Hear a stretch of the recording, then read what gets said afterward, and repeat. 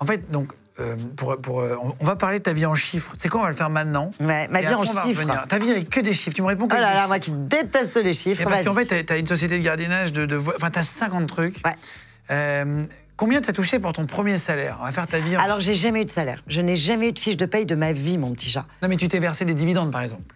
Alors, tu te rappelles mon premier salaire, mais j'avais bossé comme une chienne, c'était 500 francs, donc on va dire 80 € aujourd'hui, et j'avais bossé 1 mois et demi.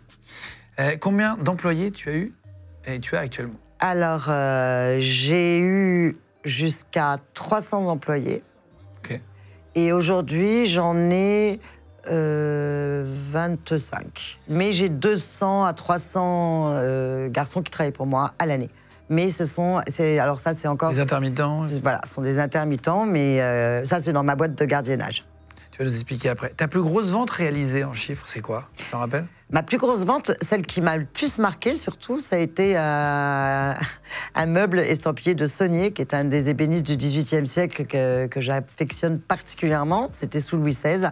Et c'était un meuble que la dame en voulait 400 000 francs. C'est comme si je te disais 400 000 € aujourd'hui. Ouais, ça c'est 60 000 €, mais ouais, 400, ouais, c'est l'équivalent en euros. C'est l'équivalent en euros. Tu sais, j'avais 15 ans, je te rappelle que je vais avoir 57 ans en septembre. Donc, c'était il y a très très longtemps. Donc c'est comme si je te disais 400 000 € aujourd'hui.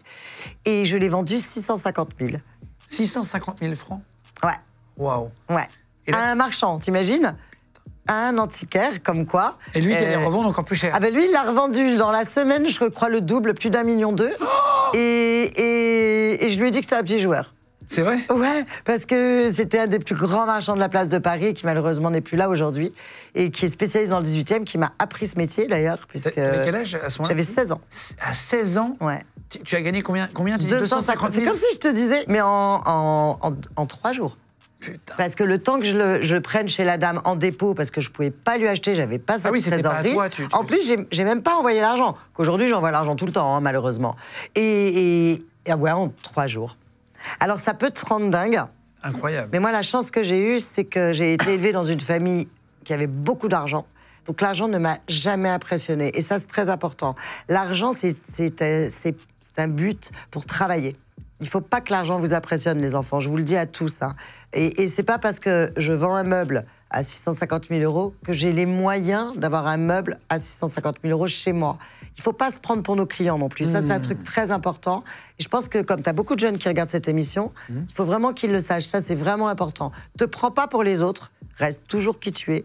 Et gagne de l'argent, parce que c'est le but du jeu. C'est pas malsain de gagner de l'argent, au contraire. Bien sûr. En France, on a un problème avec ça. Ah bah en France. C'est pour ça que c'est intéressant aussi de faire une émission business, de parler un peu de comment on fait. Est-ce que tu as déjà eu un redressement fiscal ou un contrôle fiscal?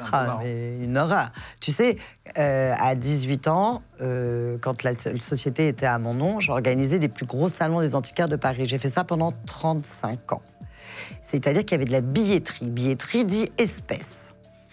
Et en plus, devine quoi, je mettais des antiquaires. Et à l'époque, on disait, les marchands, c'est que les espèces, les espèces. Je te rappelle que c'était il y a 40 ans, d'accord? Je crois que j'ai le record des contrôles fiscaux et URSSAF. Tu l'as vu, le dîner de cons? Oui.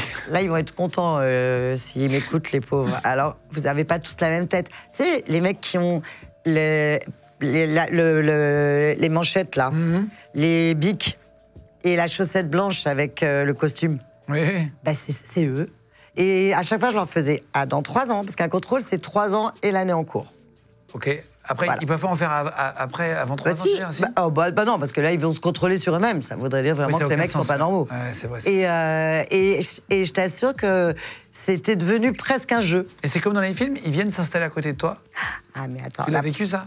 Mon premier contrôle fiscal, j'avais une boutique à la Bastille, Faubourg Saint-Antoine, avec tous mes copains, les bronziers, les légumiers, les marbriers. J'adorais cet endroit.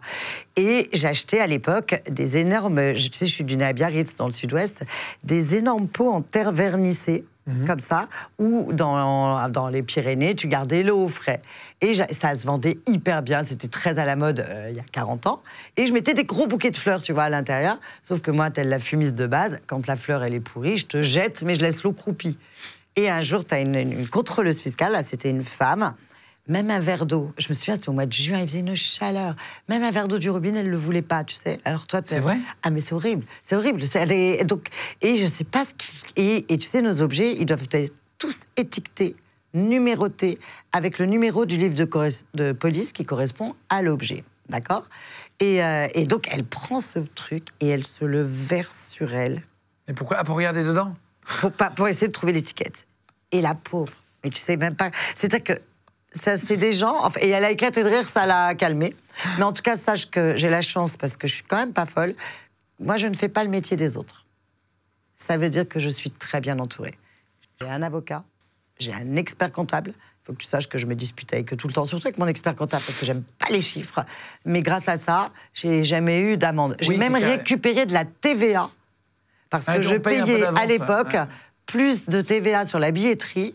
Moi, je payais 18,6 à l'époque, et en fait, c'était 5,5. Tu voulais qu'on parle de chiffres? Et ben voilà. Et ben, devine quoi, j'ai même récupéré de la TVA.